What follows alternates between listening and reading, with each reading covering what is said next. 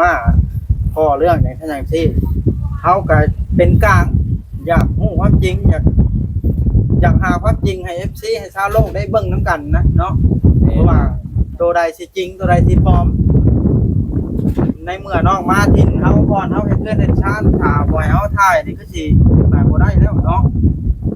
มากินข้าวอันผู้ใหญ่เพิ่นชื่อมาพี่ก็ได้เว้าง่ายๆซักเนาะน้องเอ้ย ไปถ่ายกันใกล้ไปถ่ายอยู่แล้วลมมาดีเนาะ จอยเฮ็ดปล่อยลม จ่อยเฮ้ยมึงไงนอนเก่งเลยมาจ่อยเห็น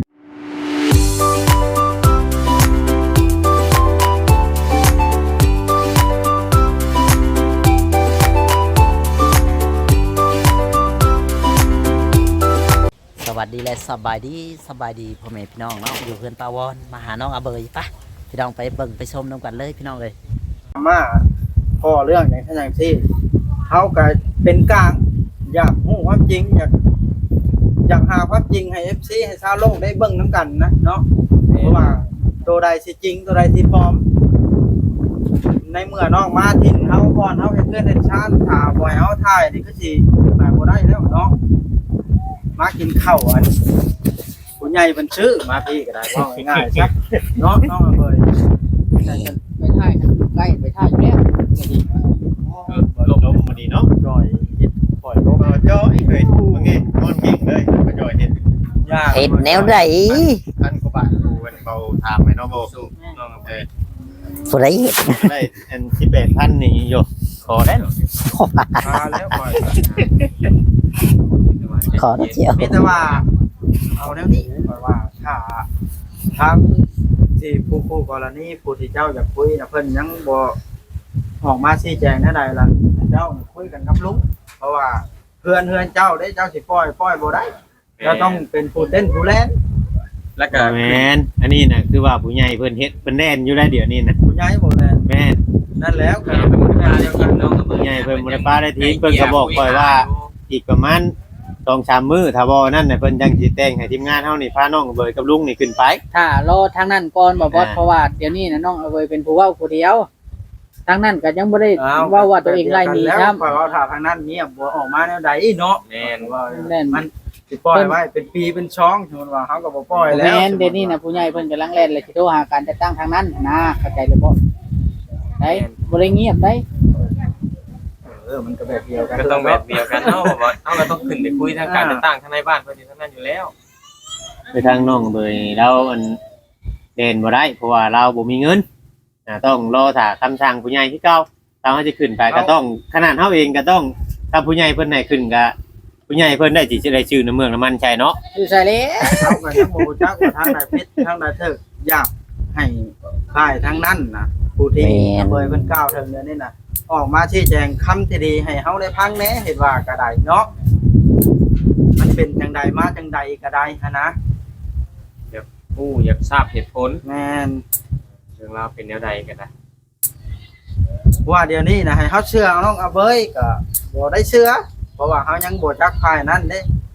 บ่ง่ายๆเฮาเป็นชาญนะเดี๋ยวนี้รอพัง เนี่ยเฮากะ เป็นกลางเด้ คือกันกับเพชรจี้ได้ยินซ้ำกันพี่น้องเนาะตามที่เฮาผู้น้องกะแต่ก่อนเฮาก็ยังบ่ได้เข้าหาน้องเรื่อยเนาะหรือว่าจะบ่ได้รู้ว่าปานใด เว้ยได้ยินทำกันด้วยได้ยินหลายกว่า FC เพราะว่า ได้ น้ ยิ อง นหลาย น้องอาเบยเล่าหลายกว่าแต่ว่าเราสามารถเอาลง เอา ได้ ฟังแล้วตอนนี้ เอา นะ ยังรอทางนั้นอธิบายไปได้ไม่ตรงกันหมด เกิดเจ้ามาติงในกล้องไปนะ เนาะเดียว ได้ยินอยู่แต่ว่าถ้าทางนั้นออกมาอธิบายแล้วเฮาจะค่อยถามประเด็นหั่นนะความหมายอะ น้องอาเบย มีประเด็นอีก หรือว่าเจ้ากับลุงนี่ล้มกันแบบใดนะเจ้า ไม่ได้ร่วมกันนะมีถามหาเขา ยังบ่ได้ล้มกันนะใดเนาะ ถ้าว่าเพิ่นบ่ออกมาอธิบายจะใดก็ได้ขึ้นไปอยู่แล้ว ก่อนจะเห็น นะจะใดก็ได้ มานั่งถามแล้วกันนี่เนาะว่าสิเอาแนวใดกับเรื่องนี้เนาะ ต้องขึ้นไปหาทางในบ้านการจะตั้งแล้วก็ถามว่า สมมุติว่าอัน เพิ่นไป ผู้ให แจ้ ญ่ งอีหยังไว้กัน เนาะพอลูกแพทย์สมมุติว่าผู้ใหญ่เพิ่นมอบกรรมสิทธิ์ให้น้องอาเบยแท้จริงเรือนหลังนั้นกับดินตอนนั้นนี่ยังไงก็ต้องอันน้องอาเบยเพิ่งลุงเนาะโตผู้เดียวนี่สู้บ่ได้บ่น้องอาเบยต้องลุง สู้นะสู้ตามเอกสารได้ แม่นสู้ตามเอกสารตามความจริงเบาเลยว่าไปตามความจริง ความจริงก็เอกสารแล้วว่าชื่อไผมัน100% แม่ ความจริงจำใดก็คันเอกสารบ่ หนึ่งมา ได้ กับทาง ระเบียบกฎหมายได้บ่แพ้ได้ ระเบียบกฎหมายแล้วก็ของแต่ละบ้านนี่ก็บ่คือกันอีกได้ นั่นแหละความจริง เนาะ คือลายลักษณ์อักษรนั่นแหละ นั่นละลายลักษณ์อักษรไปตามมูลความจริง แม่นแล้ว กฎหมาย นี่แต่ว่าให้น้องเอาเบยสู้ๆแล้วมันบ่ทันได้เห็นแล้วเรื่องมันก็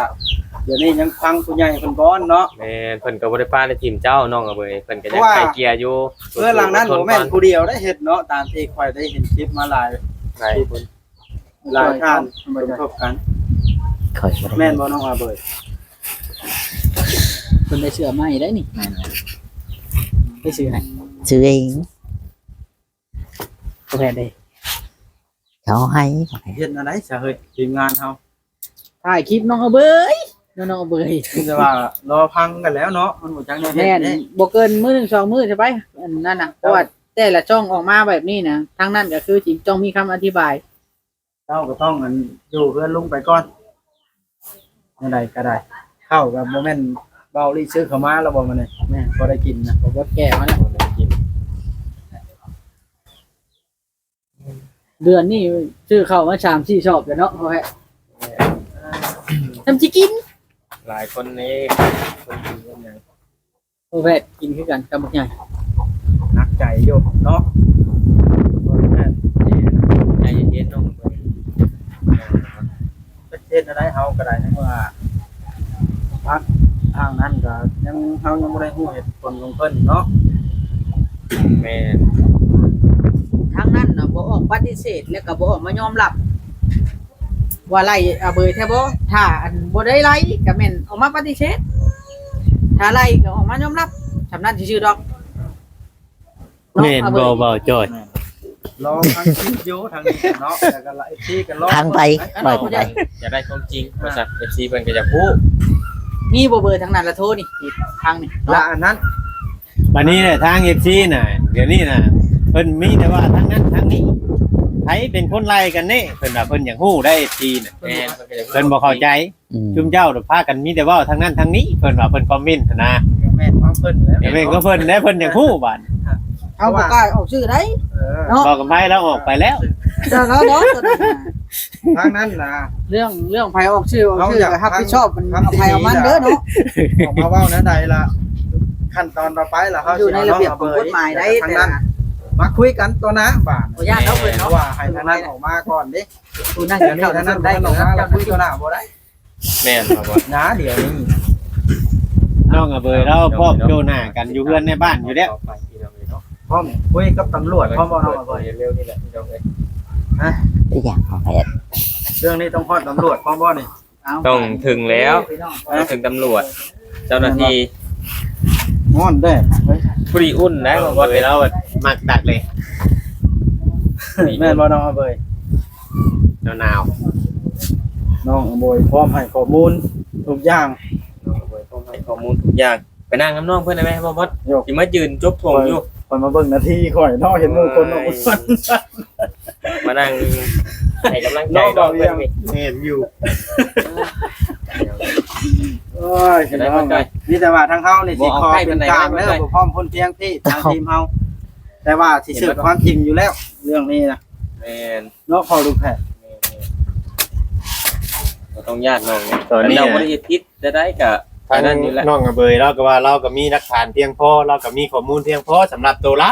แต่ว่าทางนั้นบางที่เพิ่นก็อาจจะมีข้อมูลของเพิ่น นี่ เฮาก็บ่ฮู้เพราะว่าทุกคนต้องมีหลักฐานของใครของเราแต่ว่ามันก็เป็นสิทธิ์ของพระเจ้าเนาะ เราก็รอพังอยู่ เรี เด้ ยนเฮาน่ะเป็นผู้พังได้กับมือนี่น่ะ พัง เป็นคนรับพังไม่แล้ว สิว่าได้แล้วเนาะพอลูกแพทย์เรื่องนี้มัน ไป อันนี้โบโดนกับพี่น้องไงเนาะ อย่าพลาดนะ ต้องได้ไกลเกลี่ยต้องได้นั่นนะพี่น้องไงเนาะ มีแต่อ้ายอยากแนะนำน้องแบบนี้ เจ้ายึดถือเอาความจริงนะมาเป็นตัวตั้งเด้อน้องเด้อแม่ว่าความจริงถ้าเจ้าผิดก็แม่นให้เจ้าหับรถ คือความจริง บ่ผิดก็แม่นปฏิเสธรถบ่ว่าด้วยข้อหาตัวใด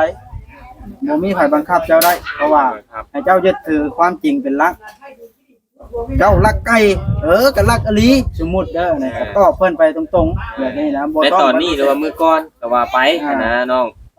ให้เว้าความจริงนะว่าง่ายๆอย่างแนะนำนั่นเพราะว่าความจริงนี่มันเป็นสิ่งที่บ่ตายเนาะ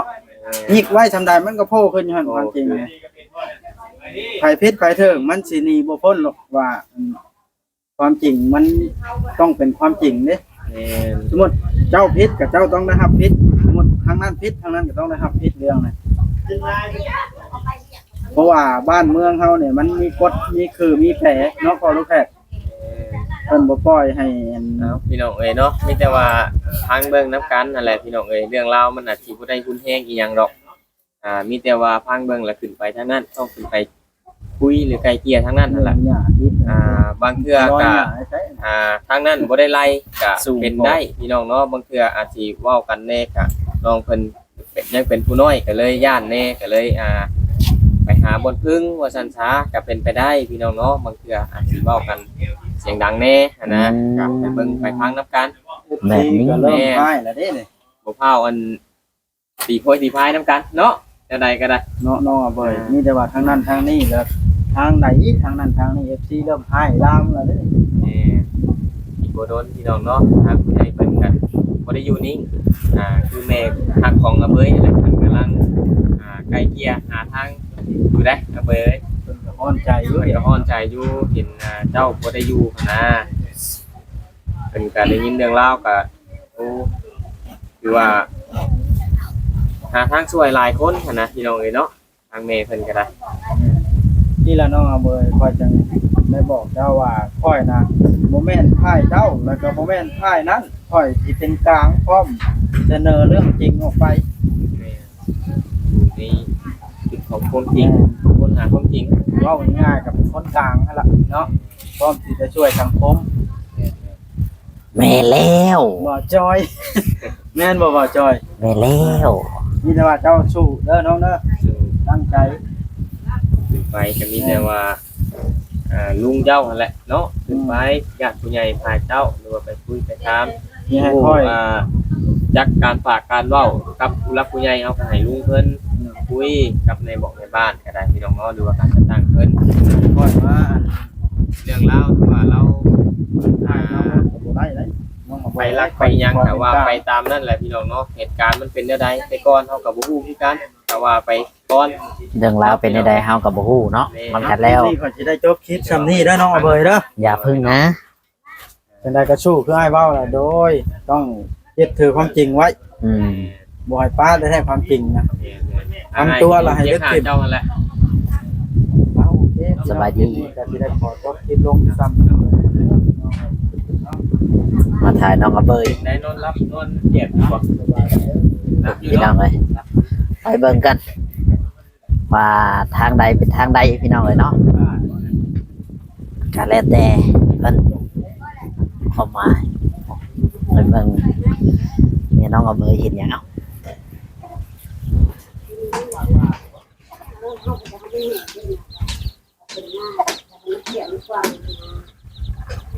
นั่นเนาะ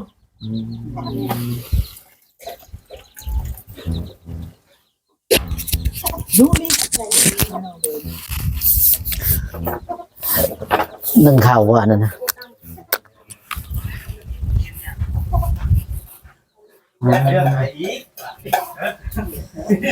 นี่ป้าวอนสบายดีเด้อป้า สบายดี โอ้เดี๋ยวมาของมึงนี่เมื่อวานนี่ก็มาอยู่ มาเมื่อวานเนี่ย มาแล้ว เขานอนแบบเนี่ย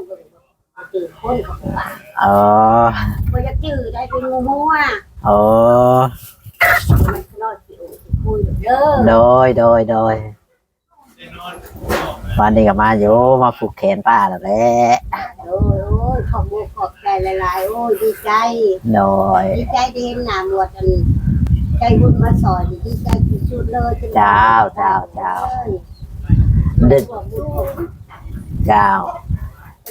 ไผเจ้าขึ้นเองว่านี่หรือว่าในไหน คนเจ้าขึ้นมา โอ้เจ้าขึ้นมาอยู่พี่เนาะมันโล่งแน่ โอ้ย มันต่ำแน่ หลังหุ่นต้องคือ เอาเป็นเมียมาเกิดมาก็ได้ว่าเขาฮะ โอเคพี่น้องเนาะเฮาก็มาถ่ายให้เพิ่นเบิ่งทาง แม่นบ่ว่าจ้อย แม่นแล้วรถเงินต่อบอนพี่น้อง เอาเนี่ยใช้บ่จ้อย นี่แหละพี่น้องเลยเนาะทางเรือนป่าบอนถ่ายให้พ่อแม่พี่น้องเบิ่ง เพิ่นเชื่อเพิ่นที่ทางออกที่ให้นี่เขาจำเป็นได้เขาจำได้ขายได้ โดย เนาะบ่าวจอย แม่นบ่บ่ แม่น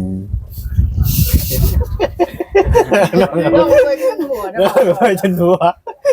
ว่าจอย เอาแบบตรงๆเลยน้องไปสมมุติว่าเนาะสมมุติว่าทางชุมทีมงานอ้ายๆเดี๋ยวเพิ่นน่ะเงียบไปเลยล่ะผู้รักผู้ใหญ่น่ะมอบหมายหน้าที่ให้ทางทีมงานทางบ่าวเวียงชัยนี้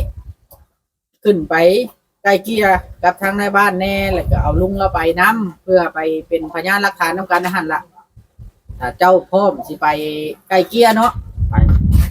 ถึงว่าทางนั้นสิเงียบไปเลย เจ้าก็ต้องได้ไปคุยคือเก่า คุยคือเก่า กับนายบ้านเพราะมันเป็นเรือนของเจ้า เจ้าพิษหยังเจ้าก็ยอมรับกับนายบ้านทั้งตัวใดตัวนี้นะเฮาพิษตัวนั้นเฮาบ่พิษก็อธิบายให้เพิ่นฟังสุดท้ายเจ้าก็ต้องได้เข้าไปอยู่เรือนหลังนั้นคือเก่าเรือนเจ้า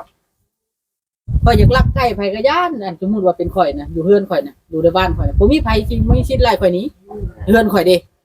เป็นโทษก็เฮาเป็นโทษเอง แม่น นอกจากว่าเฮ็ดรุนแรงและทางเจ้าหน้าที่เพิ่นไปใส่กฎหมายนอกจาก จับไปแล้ว จั ก็ บไป บ่เกี่ยวกับเพื่อนเนาะ อันบ่เกี่ยวว่าอันไรนี้หั่นนะเจ้าจึงอยู่บ่ได้หั่นนะความหมาย สมมุติว่าน้องเบยถูกจับไปก็บัดออกมาก็ได้อยู่คือเก่าเฮือน เก่ามียังเป็นเจ้าของอยู่คือเก่า เฮาอยู่ นะ คุกเฮาบ่อยากให้ใครอยู่ก็ได้ แม่ เพิ่นเฮาสมมุติว่านี่นะ อันนี้สมมุติ สมมุติ